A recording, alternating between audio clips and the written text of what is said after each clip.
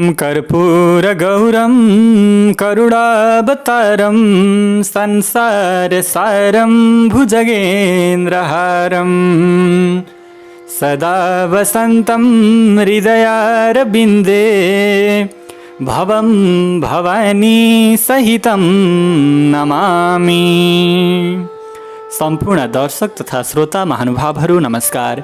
शिव महापुराण अन्तर्गत आजको यस पावन प्रसङ्गमा हजुरहरूलाई हार्दिक स्वागत छ। दर्शक महानुभावहरू, हिजोको श्रृङ्खलामा गृहपति नाम गरेका भगवानकै एउटा अवतारले भगवानकै आराधना गरिराखेको प्रसङ्गलाई श्रवण गर्दै थियौँ। अब त्यही प्रसङ्गको अगाडि बढ्दछ। गृहपतिका यस प्रकारका कुरा सुनेपछि इन्द्रका आँखा रिसले राता भए उनी रिसाए। आफ्नो डरलाग्दो वज्र उचालेर ती बालकलाई डर देखाउन थाले। यसरी बिजुलीको ज्वाला रूपी मालाले परिपूर्ण भएको त्यो वज्र देखेर ती बालक गृहपतिले नारदले पहिले भनेको कुरा सम्झिए। त्यसपछि उनी डरले काम्दै ज्यादै व्याकुल भएर मूर्छित भएर भुइँमा लडे। यसरी लडेपछि अज्ञान रूपी अन्धकार हटाइदिनु हुने भगवान शिव त्यहाँ प्रकट हुनु भएर हातले उनलाई सुमसुम्याएर जीवन दान दिँदै उठाउनु भयो। उनले सुतेको मनुष्य उठे जस्तै गरी उठेर हेर्दा आफ्नो अगाडि करोडौं सूर्यको भन्दा पनि धेरै प्रकाशले सम्पन्न भगवान शिव उभिरहनु भएको देखे। उहाँको निधारमा भएको तेस्रो आँखा चम्किरहेको थियो। घाँटीमा नीलो चिन्ह थियो। ध्वजामा साँडेको स्वरूप रहेको देखिन्थ्यो। देब्रेपट्टि पार्वती माता रहेकी थिइन्। यसै गरी शिरमा चन्द्रमा सुशोभित भएका थिए तथा ठुला ठुला जटाले उहाँ आश्चर्यजनक शोभा सम्पन्न हुनुभएको थियो। उहाँले आफ्नो अस्त्र त्रिशूल राजगव नाम भएको धनुष लिनुभएको थियो। उहाँको कपुर जस्तै सेतो वर्णको शरीरले आफ्नो प्रकाश छरिरहेको थियो। उहाँले आफ्नो शरीरमा हात्तीको छाला लगाउनु भएको थियो। उहाँलाई देखेपछि ज्यादै हर्षित भएकाले उनका आँखामा खुसीका आँसु टलपल भए। घाँटी गदगद भयो र शरीर रोमाञ्चित भयो। उनी केही समयसम्म आफूलाई बिर्सिएर पर्वत जस्तै अटल भए।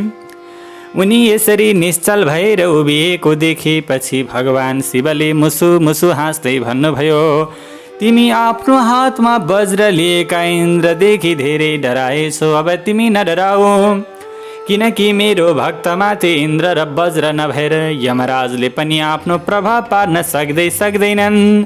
मैले नै इन्द्रको रूप धारण गरेर तिम्रो परीक्षण गरेको हो। अब म तिमीलाई वरदान दिन्छु।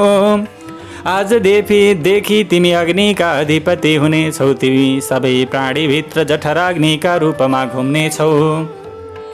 तिमीलाई दिक्पालका रूपमा धर्मराज र इन्द्रको बीचको राज्य प्राप्त हुनेछ। तिमीले स्थापना गरेको यो शिवलिङ्ग तिम्रै नाममा अग्निश्वरका नामले प्रख्यात हुनेछ। यो सबै प्रकारका तेज बढाउनेवाला हुनेछ। जुन मनुष्य यो अग्निश्वर भगवानको भक्त हुन्छ उसलाई बिजुली र अग्निको डर कहिल्यै हुने छैन तथा अग्निमान्द्य नाम भएको रोग पनि लाग्ने छैन र उसको कहिले अकाल मृत्यु पनि हुने छैन। काशीमा स्थापना भएको यो अग्निश्वर लिङ्गको विधिपूर्वक पूजा गर्ने मनुष्यको प्रारब्धका कारणले अन्यत्र मृत्यु भए तापनि त्यो अग्निलोकमा जानेछ। यस प्रकारको वरदान दिएपछि भगवान शिव ती गृहपतिका बान्धवहरूलाई बोलाएर उनका माता पिताका अगाडि ती अग्निको दिक्पालको पदमाभिषेक गरिदिएर त्यही लिङ्गमा भगवान समाहित हुनुभयो। फेरि पनि नन्दीश्वर महाराजले आज्ञा गर्नुभयो, अब म भगवान शिवका महाकाल लगायतका 10 अवतारका विषयमा बताउँछु, भक्तिपूर्वक श्रवण गर। तिनीहरू मध्येको पहिलो अवतार महाकालका नामले प्रख्यात छ, जसले ज्ञानीहरूलाई भोग र मोक्ष प्रदान गर्दछ। त्यो अवतारकी शक्ति आफ्ना भक्तहरूका अभिलाषा परिपूर्ण गरिदिने महाकाली हुने। यसै गरी दोस्रो अवतारको नाम तार हो भने त्यो अवतारकी शक्ति तारा हुन्। ती दुवै भोग मुक्तिदायक र आफ्ना भक्तहरूका लागि सुखदायक रहेका छन्। यसरी नै तेस्रो अवतारको नाम बाल भुवनेश हो भने त्यो अवतारको शक्ति बाला भुवनेशी पार्वती हुन्, जसले आफ्ना भक्तहरूलाई आनन्दित बनाउँछिन्। त्यस्तै गरी चौथो अवतारको नाम षोडश श्री विद्वेश हो भने त्यो अवतारकी शक्ति 16 श्री विद्या पार्वती हुन् तथा आफ्ना भक्तहरूका सबै अभिलाषा परिपूर्ण गरिदिने 5औं अवतारको नाम भैरव हो। त्यो अवतारकी शक्तिको नाम भैरवी पार्वती हो, जसले आफ्ना उपासकहरूका इच्छाहरूलाई परिपूर्ण गरिदिन्छन्। यसरी नै भगवान शिवको 6औं अवतार छिन्नमस्तक हो भने त्यो अवतारकी शक्तिको नाम छिन्नमस्ता हो तथा भगवान शिवको 7औं अवतारको नाम धूमवान हो भने त्यो अवतारकी शक्तिको नाम धूमावती हो र भगवान शिवको 8औं अवतारको नाम बगलामुख हो भने त्यो अवतारकी शक्तिको नाम बगलामुखी हो। यसै गरी भगवान शिवको 9औं अवतारको नाम मातंग हो भने त्यो अवतारकी शक्तिको नाम मातंगी हो तथा भगवान शिवको 10औं अवतारको नाम कमल हो भने त्यो अवतारकी शक्तिको नाम कमला हो। यी भगवान शिवका 10वटा अवतार हुन्। यी सबै ज्ञानीहरूका लागि भोग भनेमा भोग, मोक्ष भनेमा मोक्ष प्रदान गर्नेवाला छन्। जुन मनुष्यले भगवान शिवका 10वटा अवतारको विकार रहित भएर पूजा गर्छ उसले अनेकौं प्रकारका सुखहरूलाई प्राप्त गर्दछ। यसरी मैले 10वटा अवतारको महात्म्य बताइदिएँ। यसलाई तन्त्र शास्त्रमा सबै कामना परिपूर्ण गरिदिने बताइएको छ। यो शक्तिहरूको पनि ज्यादै आश्चर्यजनक महिमा रहेको छ। यिनको महिमाका विषयमा सम्पूर्ण तन्त्र शास्त्रहरूमा सबै इच्छा परिपूर्ण गरिदिने अत्यन्तै पावन प्रसङ्गको प्रस्तुति पाइन्छ। फेरि नन्दीजी महाराजले भन्दै जानुभयो, भगवान शिवको 11वटा अवतारका विषयमा पनि सुनाउँछु, ध्यानपूर्वक श्रवण गर। प्राचीन कालको कुरा हो। एक समयमा इन्द्र सहितका देवता दैत्यहरूबाट पराजित भएकाले तिनीहरू डरले स्वर्गलोक छाडेर भाग्दा भए। यसरी दैत्यहरूबाट धेरै पीडित भएका देवता कश्यपको नजिकमा गए। त्यहाँ उनीहरूले ज्यादै व्याकुलतापूर्वक हात जोडेर उनका चरणमा प्रणाम गरेर उनको स्तुति गर्दै दैत्यहरूबाट पराजित भएकाले आफूहरू धेरै दुखी भएको कुरा सुनाए। ती देवताहरूका पिता कश्यप उनीहरूका धेरै दुःखदायक कुरा सुनेर ती दुखी भए, किनकि उनी भगवान शिवका परम भक्त थिए। ती कश्यप देवताहरूलाई आश्वस्त पारेर काशी गए। त्यहाँ पुगेर उनले गङ्गामा स्नान गरी आफ्नो नित्य कर्म गरिसकेपछि पार्वती सहित भगवान विश्वनाथको विधिपूर्वक पूजा गरे। त्यसपछि भगवान शिवको दर्शन गर्ने अभिलाषा लिएर एउटा शिवलिङ्गको स्थापना गरेर देवताहरूको कल्याण गर्ने अभिप्रायले ज्यादै कठोर तपस्याको आरम्भ गरे। यसरी कश्यपले तपस्या गरेर धेरै समय बितिसकेपछि उनलाई वरदान दिनका लागि भगवान शिव त्यहाँ प्रकट हुनु भएर उहाँले कश्यपसँग भन्नुभयो, वरदान माग। भगवान शिवलाई आफ्नो अगाडि देखेर देवताहरूका पिता कश्यपले ज्यादै हर्षित हुँदै हात जोडेर उहाँलाई प्रणाम गर्दै उहाँको स्तुति गर्न थाले। म यथार्थ रूपमा तपाईको शरणमा परेको छु। देवताहरूको कष्ट हटाइदिएर मेरो अभिलाषा परिपूर्ण गरिदिनुहोस्। आफ्ना पुत्रहरूको दुःख देखेर म ज्यादै चिन्तित भएको छु। यसै कारण मेरो दुःख निवारण गरिदिनुहोस्, किनकि तपाईँ देवताहरूको सहयोगी हुनुहुन्छ। यस समयमा दैत्यहरूले देवता र यक्षहरूलाई पराजित गरेका छन्। यसै कारण तपाईँले मेरो पुत्रका रूपमा अवतार लिएर देवताहरूलाई न्यायको अनुभूति दिलाइदिनुहोस्, आनन्दित बनाइदिनुहोस्। फेरि नन्दीले भन्दै जानुभयो, कश्यपका यस प्रकारका कुरा सुनेपछि भगवान शिव त्यहाँ तथास्तु भनेर अन्तर्धान हुनुभयो। यसपछि कश्यप पनि ज्यादै आनन्दित हुँदै आफ्नो ठाउँमा आए। उनले ती सबै कुरा देवताहरूलाई सुनाए। त्यसपछि भगवान शिव आफ्ना वचन सत्य साबित गर्नका लागि कश्यपकी पत्नी सुरभिका गर्भबाट 11औं अवतारका रूपमा प्रकट हुनुभयो। त्यस समयमा समग्र जगत शिवमय भएकाले कश्यप सहित सबै देवता ज्यादै हर्षित भए। ती सुरभिका पुत्रहरूको नाम कपाली, पिङ्गल, भीम, विरूपाक्ष, विलोहित, शास्ता, जपाद, अहिर, बुध्न, शम्भु, चण्ड र भव थियो। यी 11 रुद्रलाई सुरभिका पुत्र बताइएको छ। तिनीहरू सुखदायक हुनका साथै देवताहरूको अनि लोकहरूको कार्य सिद्ध गर्नका लागि भगवान शिवको अंशबाट उत्पन्न भएका हुन्। ती कश्यपका पुत्रहरू धेरै पराक्रम सम्पन्न भएकाले तिनीहरूले युद्धमा देवताहरूलाई सहयोग गरेर दैत्यहरूको संहार गरेका थिए। यी रुद्रहरूको कृपाका प्रभावले इन्द्रसहितका देवताहरूले दैत्यहरूलाई पराजित गरेर आनन्दित भए।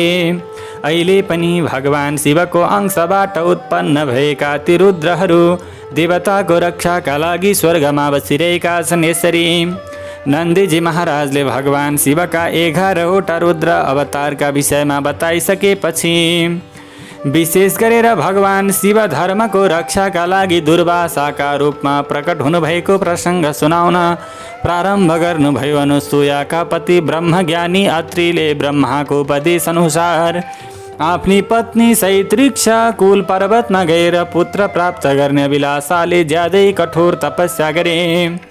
उनको तपस्याबाट प्रसन्न भएर ब्रह्मा विष्णु र शिव उनको आश्रममा गएर अत्रिसँग भने, हामी सबै संसारका 3वटा ईश्वर भएकाले हाम्रो अंशबाट तिम्रा 3वटै लोकमा प्रख्यात र आफ्ना माता पिताको यश बढाउने 3वटा पुत्रहरू उत्पन्न हुनेछन्।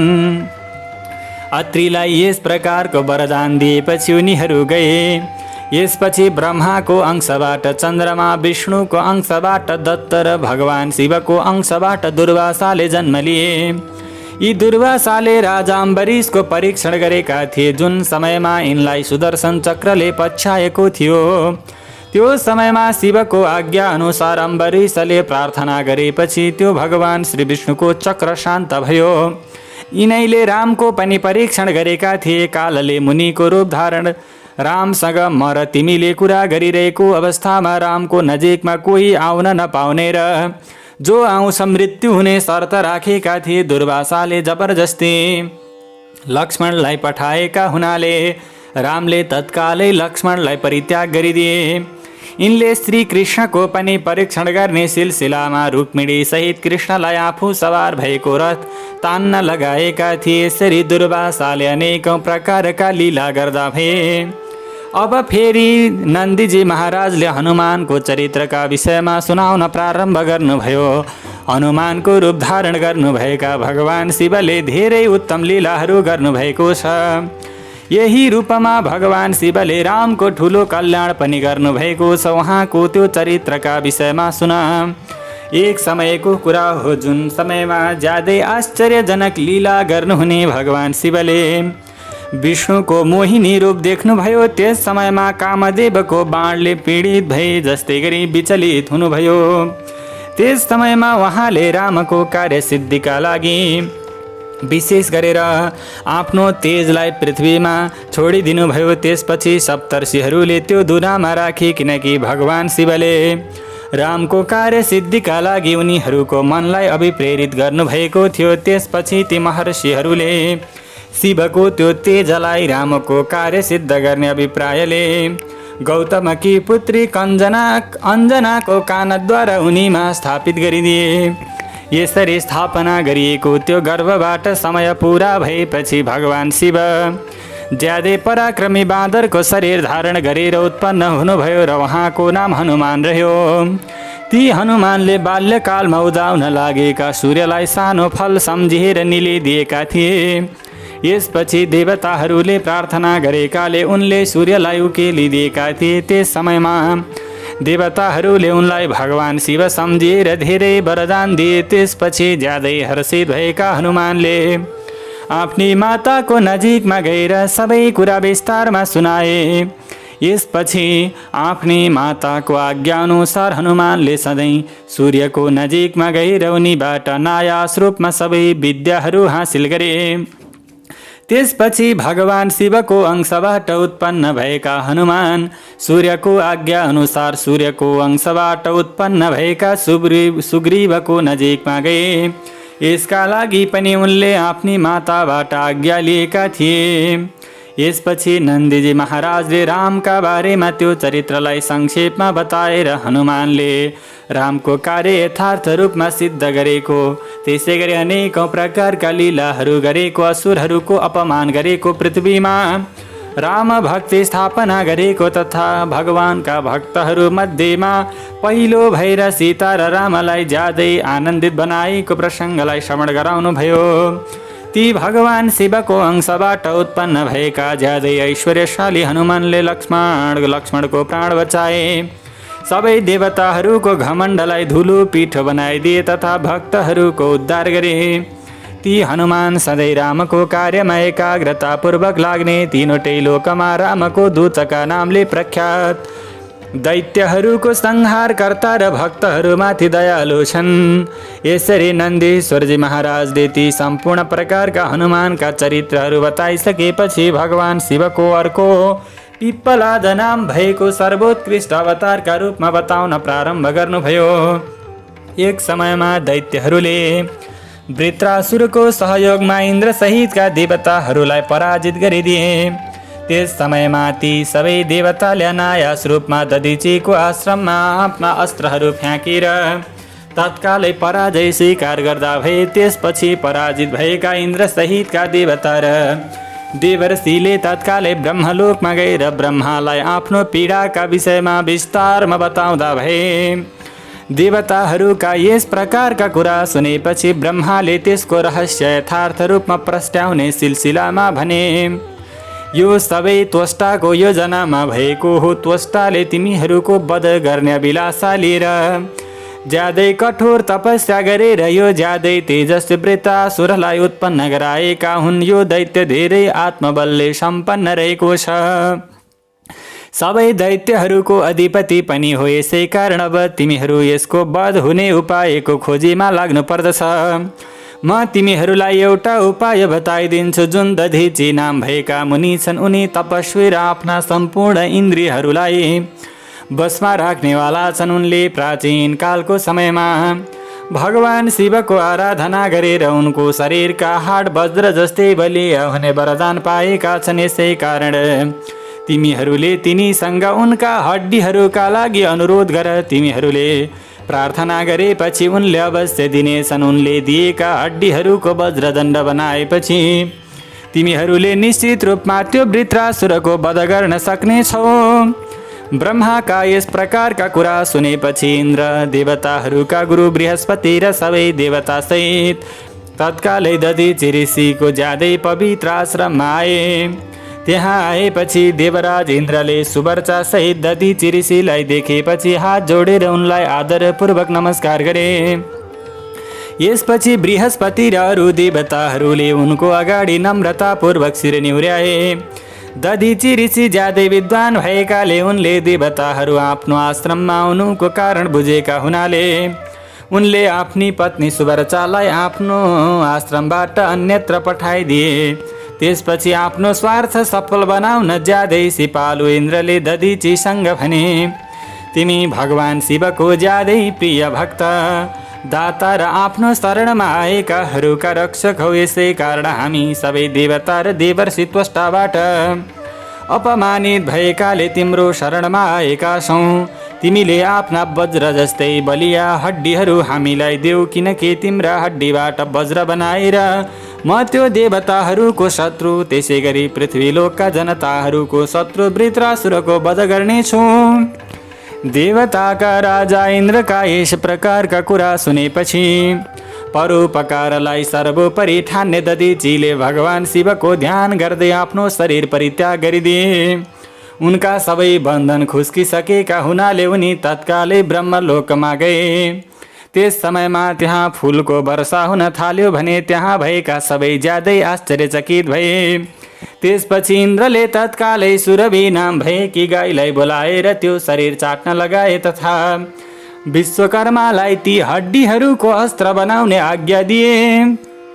इन्द्रको यस प्रकारको आज्ञा पाएका विश्वकर्माले भगवान शिवको तेजले ज्यादै सुदृढ भएका दधिचीका वज्र जस्तै हड्डीहरूबाट सबै अस्त्रहरूको कल्पना गरे। यसरी अस्त्र बनाउने सिलसिलामा विश्वकर्माले उनको शरीरको पछाडिको भागको जुन हड्डी थियो, लाम्चो हड्डीबाट वज्र र ब्रह्मशिर नाम भएको बाण बनाए भने अन्य हड्डीहरूबाट अरू धेरै प्रकारका अस्त्र बनाए। त्यसपछि भगवान शिवको तेजले उत्कर्षमा पुगेका इन्द्रले त्यो वज्र हातमा लिएर धेरै रिसाउँदै भगवान शिवले यमराजलाई आक्रमण गरे। जस्तै गरी वृत्रासुरलाई आक्रमण गरे। यसपछि कवच लगायतले राम्ररी सुरक्षित भएका इन्द्रले तत्कालै आफ्नो पराक्रम देखाउँदै त्यो वज्र प्रहार गरेर वृत्रासुरको पर्वत जस्तो टाउको काटिदिए। त्यस समयमा स्वर्गलोकमा फुलको वर्षा हुन थाल्यो भने देवताहरू उनको स्तुति गर्न थाले। त्यसै गरी त्यसपछि ती धेरै आत्मबल सम्पन्न भएकी दधिची ऋषिकी पतिव्रता पत्नी आफ्नो पतिको आज्ञा अनुसार आफ्नो आश्रमभित्र गइन्। त्यहाँ देवताहरूका लागि आफ्नो पतिले शरीर परित्याग गरेको देखेपछि अत्यन्तै पीडामा गएर उनले देवताहरूलाई श्राप दिने सिलसिलामा भनिन्। यी इन्द्र सहितका सबै देवता ज्यादै दुष्ट रहेका छन् तथा आफ्नो कार्य सिद्ध गर्न धेरै सिपालु मूर्ख र लोभी छन्। यसै कारण मेरो श्रापका प्रभावले आजैदेखि यिनीहरू सबै पशु हुन्। ती तपस्वी दधिचीकी पत्नी सुवर्चाले इन्द्र सहितका देवताहरूलाई यस प्रकारको श्राप दिएपछि ती बुद्धिमानी सुवर्चाले अब म पनि मेरा पति जुन लोकमा छन् त्यही लोकमा जान्छु भनेर तयारी गर्न लागिसकेको देखेपछि भगवान शिवको आज्ञा अनुसार त्यहाँ एउटा आकाशवाणी भयो। त्यो आकाशवाणीले दधिचीकी पत्नी सुवर्चालाई आश्वासन दिने सिलसिलामा भन्यो, तिमीले आफ्नो प्राण त्याग गर्ने विचार परित्याग गरेर मेरो कुरा ध्यानपूर्वक सुन। तिम्रो पेटमा अहिले पनि दधिची ऋषिको तेज विद्यमान रहेको छ। तिमीले त्यसलाई उत्पन्न गराऊ। त्यसपछि तिमीलाई जे उचित लाग्छ त्यसै अनुसार गर। किनकि शास्त्रमा बताइए अनुसार गर्भवती स्त्रीले न त सती जानुहुन्छ न त प्राण त्याग गर्नुहुन्छ। यस प्रकारका कुरा गरिसकेपछि त्यो आकाशवाणी बन्द भयो। त्यो आकाशवाणीका यस प्रकारका कुरा सुनेर दधिचीकी पत्नी केही समय ज्यादै आश्चर्यचकित भइन्। तर पनि ती पतिव्रता सुवर्चाले आफ्नो पति भएको लोकमा जाने निश्चय गरिसकेकी थिइन्। यसै कारण उनले भुइँमा बसेर ढुङ्गाले आफ्नो पेट चिरिन्। यसरी उनले आफ्नो पेट चिरेपछि उनको पेटबाट दधिचीको त्यो गर्भ बाहिर आयो। त्यसको शरीर ज्यादै अलौकिक र प्रकाश सम्पन्न भएकाले त्यसले आफ्नो प्रकाशले चारवटै दिशालाई प्रकाशमय बनाइरहेको थियो। दधिचीको ज्यादै उत्तम तेजबाट उत्पन्न भएको त्यो गर्भ आफ्नो लीला गर्न सक्षम साक्षात भगवान शिवको अवतार थियो।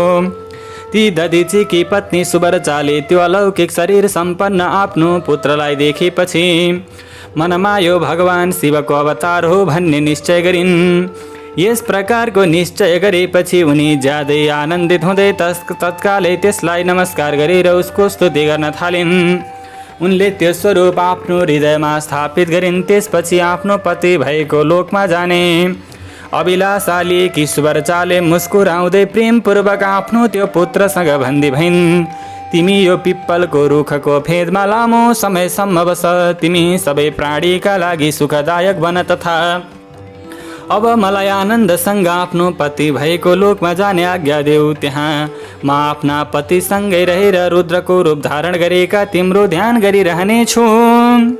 ती सुवर्चा आफ्नो पुत्रसँग यस प्रकारका कुरा गरिसकेपछि आफूले प्राण त्याग गरेर जाँदी भइन्। यसरी दधिचीकी पत्नी सुवर्चा शिवलोकमा गएर आफ्नो पतिलाई भेटेपछि ज्यादै आनन्दित हुँदै भगवान शिवका आडैमा रहन थालिन्। यही समयमा ज्यादै हर्षित भएका इन्द्र सहितका सबै देवता र मुनिहरू आमन्त्रण गरिएका जस्तै गरी तत्कालै दधिची मुनिको आश्रममा जाँदा भए। त्यसपछि ब्रह्माले ती बालकको नाम पिप्पलाद राखिदिए तथा सबै देवता आनन्दित हुँदै आफ्नो ठाउँमा गए। त्यसपछि ऐश्वर्यशाली भगवान शिवका अवतार पिप्पलादले त्यही पिप्पलको फेदमा बसेर तीनवटै लोकको कल्याणलाई दृष्टिगत गर्दै धेरै लामो समयसम्म तपस्या गरे।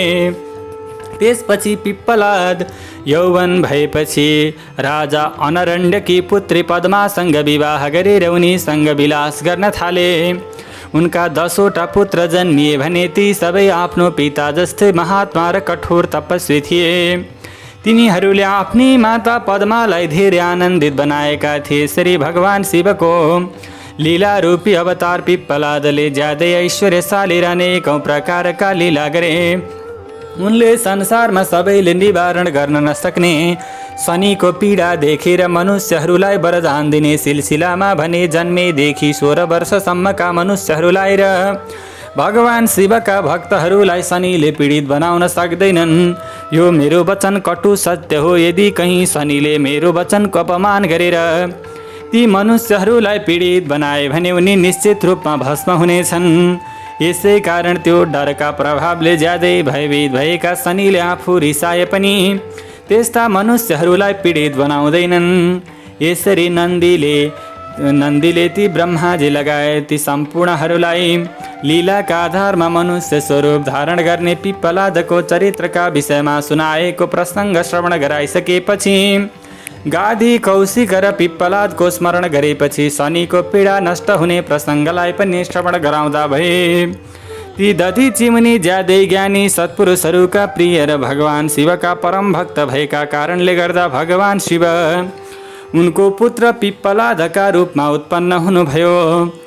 त्यसै गरी जुन राजा भद्रायुको परिचय प्राप्त भएको थियो, जसलाई भगवान शिवले ऋषभका रूपमा अवतार लिएर अनुकम्पा गर्नुभएको थियो, तिनै राजाको धर्म परीक्षण गर्नका लागि भगवान शिव फेरि द्विजेश्वरका रूपमा प्रकट हुनुभएको थियो। जुन समयमा ऋषभको प्रभावले युद्धभूमिमा आफ्ना शत्रुहरूलाई पराजित गरेर ती शक्तिशाली राजकुमार आफ्नो राज्यको सिंहासनमा बसेका थिए, त्यस समयमा उनको विवाह राजा चन्द्राङ्गद र रानी सीमन्तिनीकी शीलवती पुत्री कीर्तिमालिनीसँग भयो। कुनै समयमा राजा भद्रायु वसन्त ऋतुमा आफ्नै धर्मपत्नीसँग विहार गर्ने आशयले एउटा ज्यादै बाक्लो वनमा पसेका थिए। उनकी पत्नी आफ्नो शरणमा आएकाहरूको रक्षा गर्ने स्वभाव भएकी थिइन्। राजाको स्वभाव पनि यस्तै थियो। ती राजा र रानी धर्ममा कति अडिग छन् भन्ने कुरा परीक्षण गर्ने अभिलाषाले पार्वती सहित भगवान शिवले एउटा लीला रचना गर्नुभयो। त्यो लीला अनुसार पार्वती र भगवान शिव ब्राह्मणी र ब्राह्मणको रूप धारण गरेर त्यो वनमा प्रकट हुनुभयो। उहाँहरू दुवैले एउटा माया रूपी बाघको रचना गर्नुभयो। उहाँहरू दुवै डरले भयभीत हुँदै बाघभन्दा केही अगाडि रुँदै र कराउँदै भाग्न थाल्नुभयो भने त्यो मायाद्वारा रचना गरिएको बाघले उहाँहरूलाई पछ्याइरहेको थियो। राजाले उनीहरूलाई यस्तो अवस्थामा देखेकाले ती ब्राह्मण दम्पतिले डरले अत्यन्तै व्याकुल हुँदै राजाका शरणमा आएर भने, हाम्रो रक्षा गर, यो बाघ हामीलाई खान आइरहेको छ। यो सबै प्राणीलाई कालले जस्तै भयभीत बनाउने हिंसक प्राणीले हामीलाई आफ्नो भोजन बनाउनुभन्दा पहिले तिमीले हामी दुवैलाई बचाऊ। उनीहरूका यस्ता कुरा सुनेर राजाले धनुष उठाउन खोज्दै त्यो बाघ उनीहरूका नजिकमा आइपुग्यो। त्यसले ब्राह्मणीलाई समाएकाले ती ब्राह्मणी हा नाथ प्राण प्यारा शम्भो भनेर रुँदै विलाप गर्न लागिन्। त्यो बाघ धेरै डरलाग्दो थियो। त्यो बाघले ब्राह्मणीलाई आफ्नो भोजन बनाउन लागेकै अवस्थामा राजा भद्रायुले तीखो बाणले उसको मर्मस्थलमा प्रहार गरे। तर त्यो बाणले बाघलाई कुनै असर नपुर्याएको हुनाले त्यो बाघ ब्राह्मणीलाई जबरजस्ती घिसार्दै तत्कालै टाढा गयो। आफ्नी पत्नी बाघको पन्जामा परेकी देखेर ब्राह्मण ज्यादै दुखी हुँदै रुन थाले। यसरी धेरै समयसम्म रोएपछि उनले राजा भद्रायुसँग भने, तिम्रा ती ठुला अस्त्र कहाँ छन्? तिम्रो त्यो आफ्नो शरणमा आएकाहरूको रक्षा गर्ने विशाल धनुष कहाँ छ? मैले सुने अनुसार तिमीमा 12,000 हात्तीको बल रहेको छ, त्यो कहाँ गयो? तिम्रो शङ्ख खड्ग र मन्त्र रूपी अस्त्र विद्याको के औचित्य भयो? किनकि सङ्कटमा परेकाहरूको रक्षा गर्नु क्षत्रियको परम धर्म हो। यसै कारण धर्मको ज्ञान भएको राजाले आफ्नो धन र प्राण दिएर पनि आफ्नो शरणमा आएका प्रजाहरूको रक्षा गर्दछन्। जसले पीडितहरूको प्राणको रक्षा गर्न सक्दैन त्यसले बाँच्नुभन्दा मर्न उचित हुन्छ। यसपछि ती ब्राह्मणको विलाप र उनको मुखबाट आफ्नो पराक्रमको निन्दा भएको सुनेर राजाले शोकाकुल हुँदै मनमा आज भाग्यका प्रभावले मेरो पराक्रम नष्ट भयो तथा मेरो धर्म पनि नष्ट भयो। यसै कारण अब मेरो सम्पत्ति राज्य आयु पनि निश्चित रूपमा नष्ट हुनेछ भन्ने विचार गरे। यसपछि उनले ब्राह्मणका चरणमा परेर उनलाई सान्त्वना दिँदै भने, मेरो पराक्रम नष्ट भइसक्यो। यसै कारण म क्षत्रियहरूमध्ये नीच प्रति कृपा गरेर आफूमा उत्पन्न भएको शोकलाई परित्याग गरिदेऊ। म तिमीलाई अभिलाषा अनुसारको पदार्थ दिन्छु, यो राज्य, यी रानी र मेरो शरीर सबै तिम्रै हुन्, तिमी यी मध्ये के लिन चाहन्छौ? तब ती ब्राह्मण रूप धारण गरेका शिवजीले भने, जसरी दृष्टिविहीनलाई ऐनाको कुनै महत्त्व हुँदैन, यसै गरी जसले भिक्षा मागेर आफ्नो जीवन निर्वाह गर्छ उसलाई ठुलो महलको कुनै औचित्य हुँदैन, त्यसै गरी जो मूर्ख छ त्यसलाई पुस्तकको कुनै अर्थ हुँदैन, त्यसै गरी जो परिवारले विहीन छ उसलाई धनको कुनै महत्त्व हुँदैन। त्यस्तै मेरी पत्नीलाई बाघले खायो, मैले कहिल्यै कामबाट उत्पन्न हुने सुख उपभोग गरेको छैन, यसै कारण कामको उपभोग ममा बाँकी रहेको कारणले गर्दा तिम्री जो रानी रहेकी छन् ती मलाई देऊ। तब ती राजा अत्यन्त अप्ठ्यारोमा परेर भन्न लागे, के तिम्रो धर्म यही हो? के तिमीलाई गुरुले यस्तै उपदेश दिएका थिए? के तिमीलाई परस्त्रीको स्पर्शले स्वर्ग र यस नष्ट गरिदिने कुराको ज्ञान छैन? यसै कारण परस्त्री उपभोग गरेर जुन पाप आर्जन गर्नेछौ त्यो पाप अनेकौं प्रायश्चित्तले पनि पखालिने छैन। तब ती ब्राह्मणले भने, म आफ्नो तपस्याको बलले जस्तो सुकै ब्रह्महत्या, मदिरापान जस्ता पापको पनि विनाश गरिदिन सक्छु भने परस्त्री गमनको त कुरै नगरौँ। यसै कारण तिमी आफ्नी पत्नी मलाई देऊ, यदि दिएनौ भने तिमी आफ्नो पापको प्रभावले गर्दा नरकमा पर्ने सुनिश्चित छ। ब्राह्मणका यस प्रकारका कुरा सुनेपछि आफ्नो मनमा अघि ब्राह्मणीको प्राणको रक्षा नगर्दा ठुलो पाप लागेको, अहिले पनि यो कर्म नगरे पाप लाग्ने सोचेर यो पापबाट बच्नका लागि मैले यिनलाई आफ्नी पत्नी दिन उचित हुन्छ। यसैले यी ब्राह्मणलाई आफ्नी पत्नी दिएर म पापबाट मुक्त हुँदै तत्कालै अग्निमा प्रवेश गर्नेछु भन्ने निश्चय गरेर राजाले आगो बालेपछि ब्राह्मणलाई बोलाएर उनलाई आफ्नी पत्नी दिँदा भए। त्यसपछि स्नान गरी पवित्र भएर देवताहरूलाई प्रणाम गर्दै उनले 2 पटक अग्निको परिक्रमा गरेर आफ्नो मनलाई एकाग्र बनाएर भगवान शिवको ध्यान गर्न थाले। यसरी राजा अग्निमा पस्न लागेका देखेपछि भगवान शिव अनायास रूपमा त्यहाँ प्रकट हुनुभयो।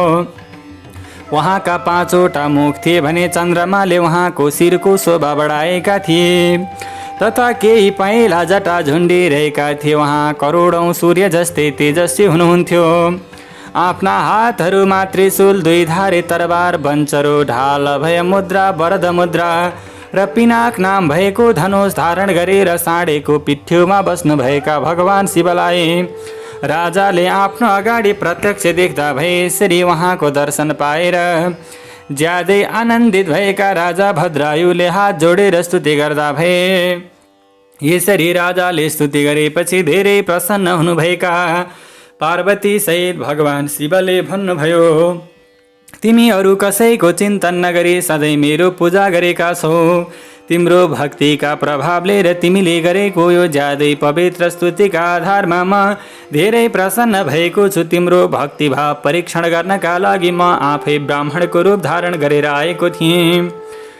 जसलाई बाघले भोजन बनाएको थियो ती ब्राह्मणीहरू कोही नभएर पार्वती थिइन्। तिमीले प्रहार गरेको बाणको चोट नलागेको बाघ मायाबाट रचना गरिएको थियो। मैले तिम्रो धैर्यको परीक्षण गर्ने अभिलाषाले तिम्रै पत्नी मागेको थिएँ। यी कीर्तिमालिनी र तिम्रो भक्तिभावबाट म सन्तुष्ट भएको छु। यसैले अब तिमी आफ्नो अभिलाषा अनुसारको वरदान माग। ती राजाले भने, तपाईँ साक्षात् परब्रह्म हुनुहुन्छ। आफ्नो सांसारिक पीडाले घेरिएको माधवलाई जुन प्रत्यक्ष दर्शन दिनुभएको छ यही मेरा लागि सबैभन्दा ठुलो वरदान हो। यसै कारण म तपाईँसँग अर्को कुनै वरदान माग्न चाहन्न। तपाईँले म प्रति कृपा गरेर म, मेरी रानी, मेरा माता पिता पद्माकर वैश्य र उनका पुत्र सुनय समेतलाई आफ्नो ज्यादै नजिकको सेवक बनाइदिनुहोस्। त्यसपछि रानी कीर्तिमालिनीले प्रणाम गरेर आफ्नो भक्तिले भगवान शिवजीलाई प्रसन्न गराएपछि वरदान माग्ने सिलसिलामा भनिन्, मेरा पिता चन्द्रङ्गद र मेरी माता सीमन्तिनीलाई पनि तपाईँको नजिकमा रहने अवसर प्राप्त होस्। उनका यस प्रकारका कुरा सुनेपछि भगवान शिवले ज्यादै प्रसन्न हुँदै तथास्तु भन्नुभयो। तथा ती दुवैको अभिलाषा अनुसार वरदान दिनुभएर तत्कालै अन्तर्धान हुनुभयो। यसपछि राजाले भगवान शिवको प्रसाद पाएर रानी कीर्तिमालिनीसँग प्रिय विषयहरू उपभोग गरे तथा यसरी 10,000 वर्ष राज्य गरेपछि आफ्नो पुत्रलाई राज्य दिएर उनी भगवान शिवको नजिकमा जाँदा भए।